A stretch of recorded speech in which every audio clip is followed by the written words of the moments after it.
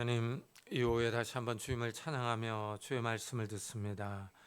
주님께서 우리에게 찾아오셔서 말씀해 주셔서 우리의 영혼이 깨끗해지며 우리의 영이 순전해지며 하나님을 더 가까이 가며 하나님을 바라볼 수 있는 귀한 시간이 될 수 있도록 축복해 주옵소서.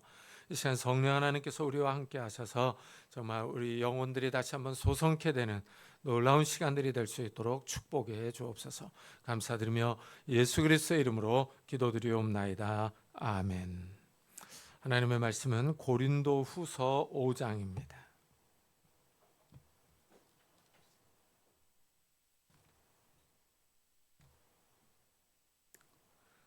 고린도후서 5장 8절부터 15절까지 저와 여러분이 한 절씩 교독하겠습니다.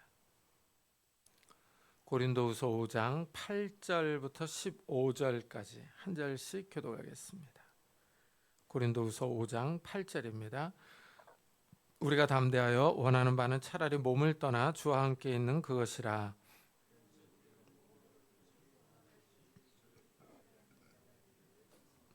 이는 우리가 다 반드시 그리스도의 심판대 앞에 나타나게 되어 각각 선악간에 그 몸으로 행한 것을 따라 받으려 함이라.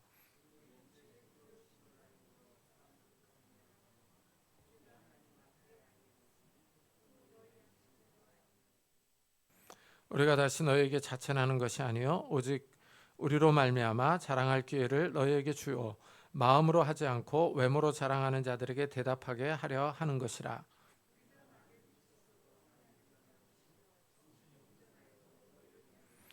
그리스도의 사랑이 우리를 강권하시는도다. 우리가 생각하건대 한 사람이 모든 사람을 대신하여 죽었은즉 모든 사람이 죽은 것이라. 그가 모든 사람을 대신하여 죽으심은 살아있는 자들로 하여금 다시는 그들 자신을 위하여 살지 않고 오직 그들을 대신하여 죽었다가 다시 살아나신 이를 위하여 살게 하려 함이라. 아멘. 이 바울은 앞에서 이 보이는 것과 보이지 않는 것을 대조하여 말했습니다. 이 세상과 하나님의 나라를 비교한 것입니다. 영원한 생명이 사망을 삼킬 때가 있다고 설명했습니다.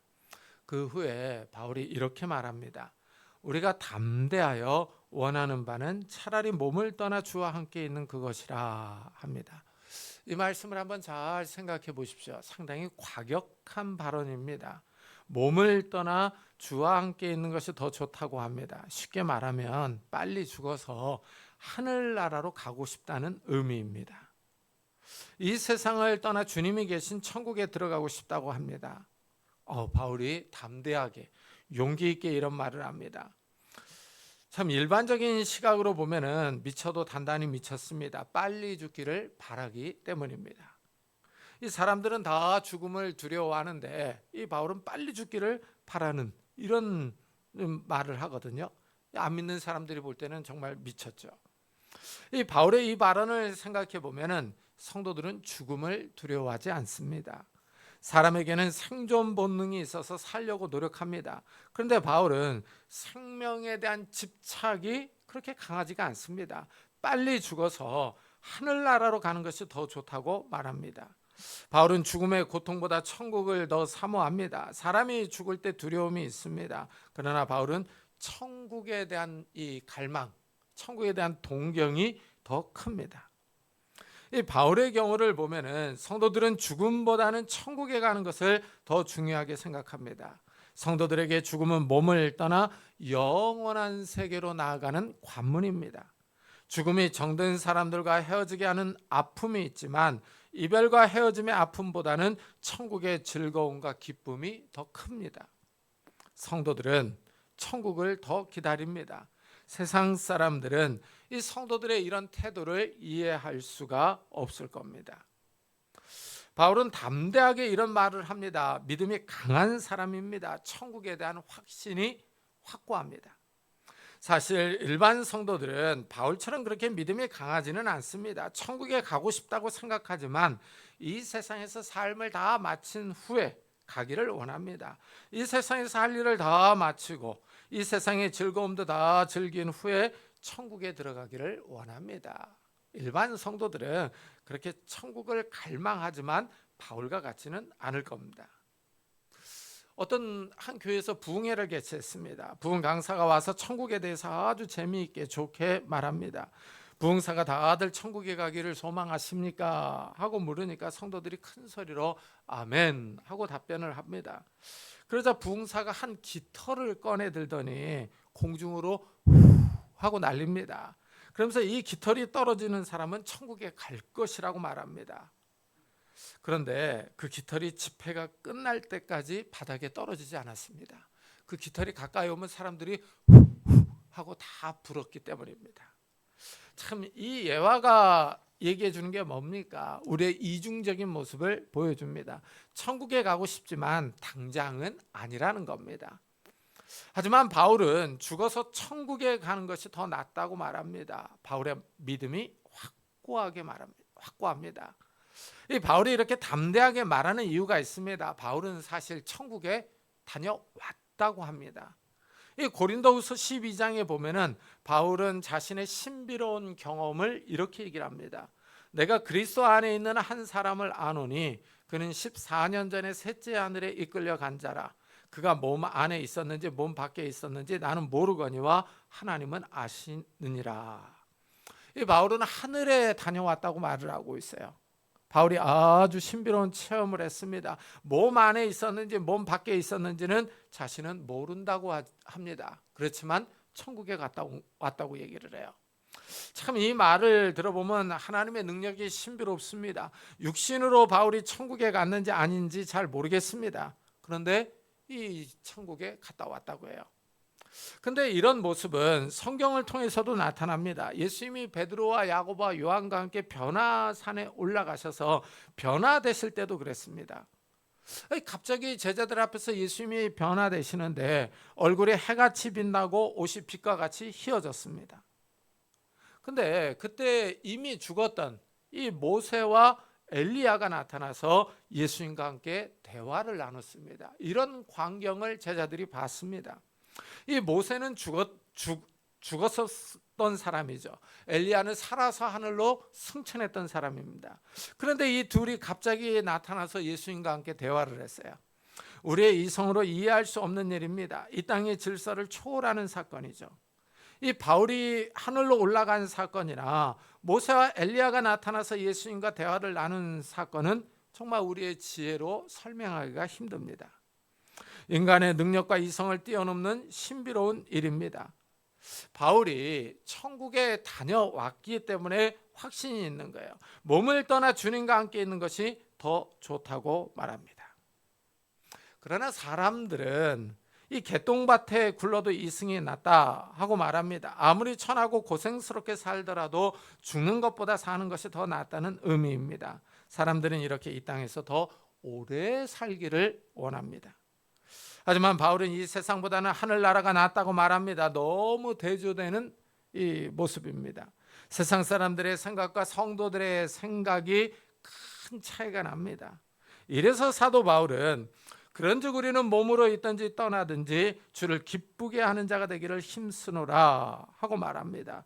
바울이 이 땅에서 사는 목적입니다. 자신을 즐겁게 하는 삶이 아닙니다. 이 땅에서 부귀영화를 누리고자 하는 삶도 아닙니다. 바울은 몸에 있든지 떠나든지 오직 주님만을 기쁘게 하는 삶을 살기를 원합니다.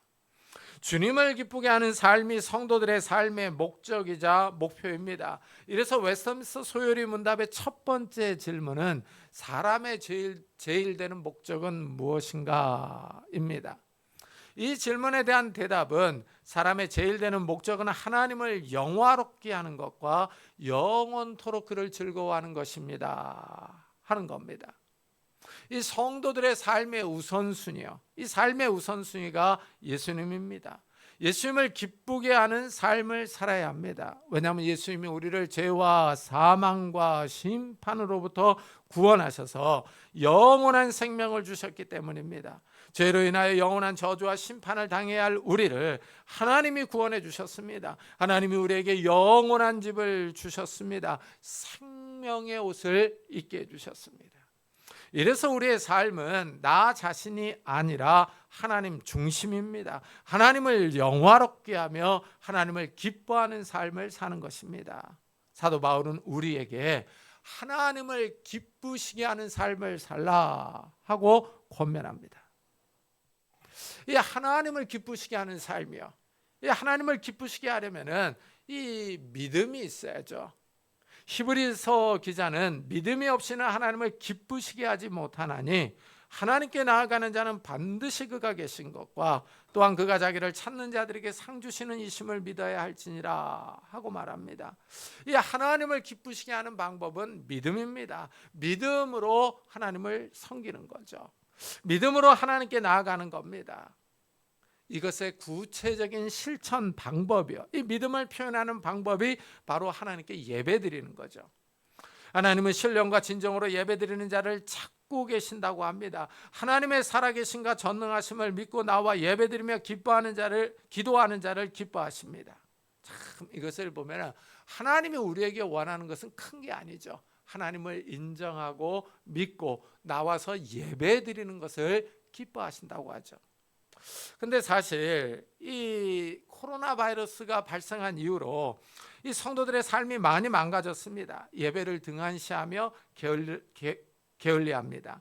하나님께 나오는 것을 귀찮게 여기는 습관이 생겨버렸습니다. 참 이거 보면은 정말 우리가 예배를 회복해야 합니다. 믿음으로 하나님께 나와야 합니다. 이것이 하나님을 기쁘시게 하는 삶입니다. 그 다음으로 하나님의 자녀답게 살아야 합니다. 하나님의 말씀을 따라 사는 삶입니다. 히브리서는 믿음으로 하나님께 나와야 한다고 하면서 그 예로 에녹을 듭니다. 믿음으로 에녹은 죽음을 보지 않고 옮겨졌으니 하나님이 그를 옮기심으로 다시 보이지 아니하였느니라. 그는 옮겨지기 전에 하나님을 기쁘시게 하는 자라 하는 증거를 받았느니라. 이 에녹이 죽음을 보지 않고 하늘로 올라갔는데 이 하늘로 올라가기 전에 하나님을 기쁘시게 하는 자다라는 증거를 받았습니다. 이 에녹은 성경에서 별로 다뤄지지 않는 인물입니다. 그런데 에녹은 하나님을 기쁘시게 했다고 말합니다. 그러면서 이렇게 평가를 해요. 에녹이 하나님과 동행하더니 하나님이 그를 데려가심으로 세상에 있지 아니하였더라. 하나님과 동행했다고 합니다. 에녹이 하나님과 함께 걸었다는 뜻입니다. 헬라어 성경은 하나님을 기쁘시게 했다 하고 번역을 했어요. 하나님과 함께 걷는다고 하는 거예요. 어떤 하나님이 육체로 내려오셔서 우리와 함께 걷는 것, 이런 것을 의미하는 건 아니죠. 우리가 하나님과 함께 걷는다고 하는 거예요. 이거는 우리가 거룩하게 사는 것을 의미하는 거죠. 하나님이 거룩하신 분이기 때문에 우리가 거룩하지 않으면 하나님과 함께 할 수가 없습니다. 거룩은 죄를 멀리하고 버린다는 의미입니다. 하나님의 뜻을 따라 말씀을 따라 경건하게 살아간다는 의미예요. 그러니까 이 에녹이 말과 행동이 경건했던 겁니다. 이 에녹의 말과 행동이 하나님의 뜻, 하나님의 말씀을 따라 살아간 거죠. 윤리적으로 문제가 없고 깨끗했던 겁니다. 이래서 에녹은 하나님을 기쁘시게 하는 자라는 증거를 받았어요. 이래서 죽음을 보지 않고 천국에 들어갔습니다. 우리가 하나님을 영화롭게 하고 하나님을 즐거워하는 삶을 살려면 하나님을 기쁘시게 하는 삶을 살아야 합니다. 한마디로 하나님과 동행하는 삶이죠. 어떻습니까? 우리 성도님들은 무엇을 즐거워하며 무엇을 기뻐합니까? 이 세상에서 성공해서 돈을 많이 버는 것입니까? 재산이 늘어나는 것이 기쁨입니까? 이런 기쁨은 다 순간적입니다. 우리가 이 세상을 나그네로 살다가 떠나갈 때 많은 돈과 성공한 지위와 신분을 가지고 가지 못합니다. 안타깝지만 금이나 주식, 채권, 고급 아파트나 차도 가지고 가지 못합니다. 우리가 하나님 앞에 설 때 우리의 모든 것들을 내려놓고 서야 합니다. 이 땅에서 성공해서 높은 신분을 가진 것이나 많은 재물을 다 내려놓고 하나님 앞에 서야 합니다. 하나님의 심판을 받을 겁니다. 이때 하나님 앞에 내세울 것이 무엇이냐 하는 겁니다. 바울은 마지막 심판이 있다 하고 알려줍니다. 이는 우리가 다 반드시 그리스도의 심판대 앞에 나타나게 되어 각각 선악간에 그 몸으로 행한 것을 따라 받으려 함이라. 하나님의 심판을 받을 때 많은 돈이나 높은 자리나 권력이나 학위로 평가를 받지 않습니다. 하나님을 기쁘시게 했는가? 이 땅에서 믿음으로 살았는가? 하나님의 말씀을 따라 선을 행했는가? 하는 것으로 심판을 받습니다. 우리의 이 땅의 삶이 긴 것 같아도 짧습니다. 우리는 나그네로 살아갑니다. 우리의 영원한 집은 하늘에 있습니다. 깨어 있어서 하나님을 기쁘시게 하는 삶을 살아가시기를 축복합니다. 바울은 하나님의 마지막 심판이 있다는 사실을 알고 있습니다. 우리는 주의 두려우심을 알므로 사람들을 권면하거니와 우리가 하나님 앞에 알려졌으니 또 너희의 양심에도 알려지기를 바라노라 하고 말합니다. 이 바울은 주의 두려우심을 알므로 사람들을 권면한다 이렇게 얘기를 하고 있죠. 마지막 심판이 있다는 것을 알기 때문에 두려워하는 거죠. 이런 두려움이 있기 때문에 한 사람이라도 더 예수를 믿어 구원받기를 바라는 겁니다. 이래서 복음을 전하러 다니는 거예요. 이 심판의 두려움 때문에 바울은 다른 사람에게 복음을 받아들이라고 권면합니다. 한 사람이라도 더 복음을 받아들여서 죄를 멀리하는 삶을 살기를 원하는 겁니다. 이런 사람들이 마지막 심판에서 구원받습니다. 이래서 바울은 복음을 전하는 삶을 살아갑니다. 이래서 이 복음 전하는 삶이요, 이것이 고린도 교회 성도들에게도 잘 알려지기를 원하는 겁니다. 바울이 왜 박해를 받아도 복음을 전하고 다니는지를 고린도 교회 성도들이 잘 알기를 바랍니다. 이래서 바울은 고린도 교회를 위하여 추천서를 다시 쓰지 않습니다. 다른 사역자들이 추천서를 가지고 들어와서 자신들을 자랑했습니다. 이들이 고린도 교회에 들어와서 율법을 강조합니다. 할례를 자랑합니다. 이들이 외모를 자랑합니다. 우리가 다시 너에게 자천하는 것이 아니요 오직 우리로 말미암아 자랑할 기회를 너희에게 주어 마음으로 하지 않고 외모로 자랑하는 자들에게 대답하게 하려 하는 것이라 하고 말합니다. 바울은 추천서를 가지고 와서 할례를 자랑하는 사람들과 다릅니다. 바울은 추천서를 가지고 오지 않았지만 고린도 교회를 직접 개척해서 세웠습니다. 고린도 교회 교인들이 바울의 편지이며 그리스도의 편지입니다. 고린도 교회 성도들이 바울을 자랑하기를 원합니다. 예수 그리스도를 위하여 고생하며 박해를 받는 바울 일행에게 복음을 받아들였기 때문입니다. 추천서와 할례를 자랑하는 사람들과는 다르다는 사실을 알기를 원하는 겁니다. 바울은 예수 그리스도의 복음을 위하여 모든 것을 희생합니다. 자신의 생명을 조금도 아까워하지 않습니다. 세상 사람들이 보기에는, 믿음 없는 사람들이 보기에는 이상합니다. 그렇게 핍박을 받고 죽일 위기를 넘기면서 복음을 전하기 때문입니다. 믿지 않는 사람들이 보기에 바울이 미친 사람 같습니다.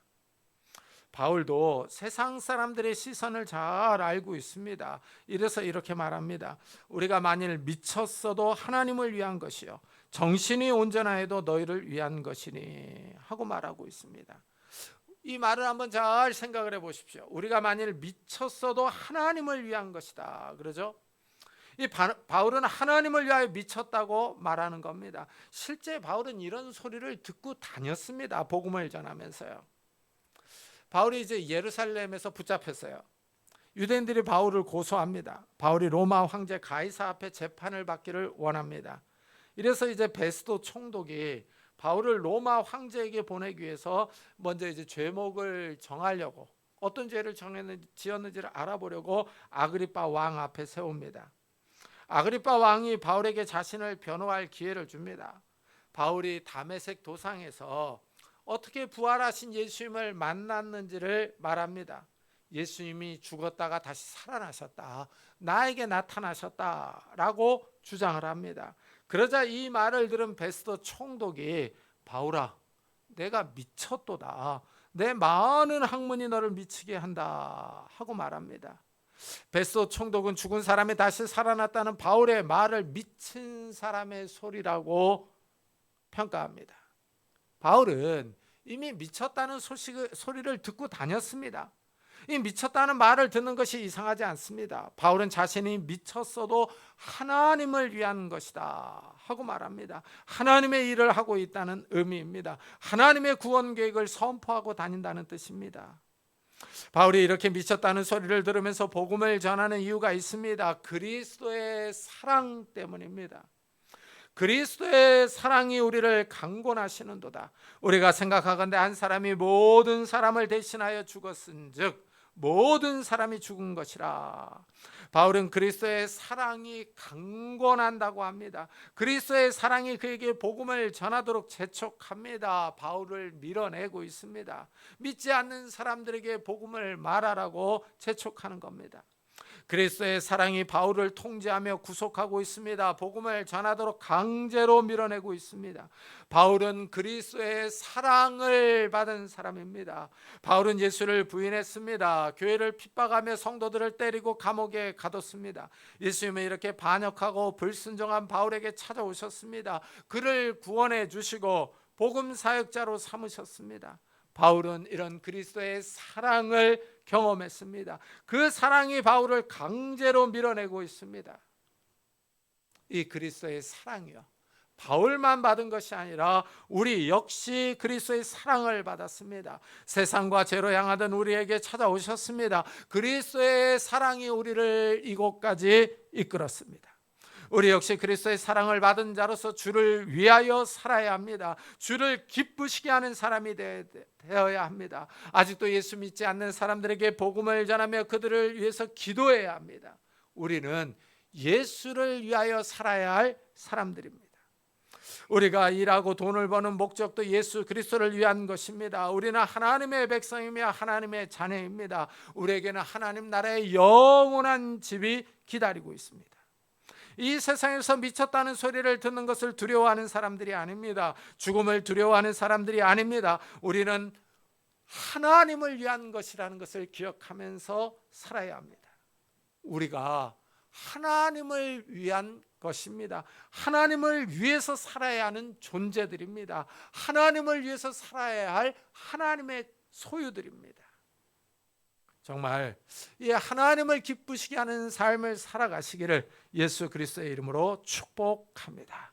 기도하겠습니다. 우리 한번 들은 말씀을 생각하면서 정말 우리가 예수 그리스도를 위하여 하나님의 영광을 위해서 살아가게 해달라고, 그리고 아직도 믿지 않는 우리 형제 자매들, 우리 가족들, 친지들, 그들을 생각하면서 같이 기도하도록 하겠습니다. 하나님 아버지 감사를 드립니다.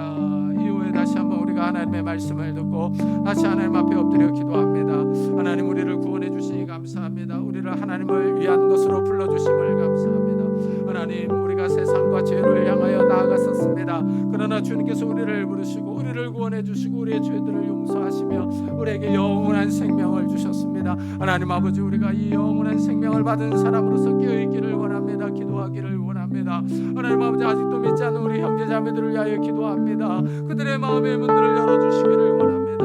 우리의 자녀들을 주님께서 기억해 주시기를 원합니다. 아직도 믿음이 연약한 우리의 자녀들을 주님께서 기억하여 주셔서 그들이 마음의 문을 열고 주님 앞에 나올 수 있도록 은혜를 다하여 주시기를 원합니다. 하나님 우리가 이 시간에 하나님을 바라봅니다. 우리가 그리스도의 사랑을 받았습니다. 우리가 이 그리스도의 사랑을 증거하기를 원합니다. 아직도 믿지 않는 우리 형제자매들, 믿음이 약한 우리의 가족들을 주님께서 기억하여 주셔서 이 그리스도의 사랑을 깨닫게 하시고 그리스도의 사랑을 경험할 수 있도록 은혜를 다하여 주시기를 원합니다. 그래야 주님 앞에 나올 수 있도록 은혜를 다하여 주옵소서. 하나님 아버지 그리스도의 사랑이 우리를 강권하시는 줄을 믿습니다. 우리 그리스도의 사랑 앞에 우리가 부복하고 엎드려 기도하며 경배하며 예배드릴 수 있는 자들이 되게 하여 주시고 하나님을 영화롭게 하며 하나님을 기쁘시게 할 수 있는 자들이 되게 하여 주시고 믿음으로 살아갈 수 있는 자들이 될 수 있도록 하나님 은혜를 다하여 주옵소서. 하나님 아버지 우리가 깨어있기를 원합니다. 기도하기를 원합니다. 우리를 붙잡아 주시옵소서. 우리를 붙잡아 주시옵소서. 하나님 이번 주간은 하나님 이제 추석 주간입니다. 하나님 아버지 우리의 삶을 주님께서 붙잡아 주셔서 우리가 만나는 가족들을 위해 기도하며 그들을 위해 복음을 증거할 수 있는 믿음의 성도들이 다 될 수 있도록 주여 축복해 주시옵소서. 은혜를 다하여 주시옵소서. 은혜를 다하여 주시옵소서. 지금은 우리 주 예수 그리스도의 은혜와 하나님의 사랑과 성령님의 교통하심이 하나님을 기쁘시게 하는 삶을 살기로 다짐하며 돌아가는 우리 사랑하는 성도들과 가정과 산업과 교회 위에 지금부터 영원토록 함께 있을지어다. 아멘.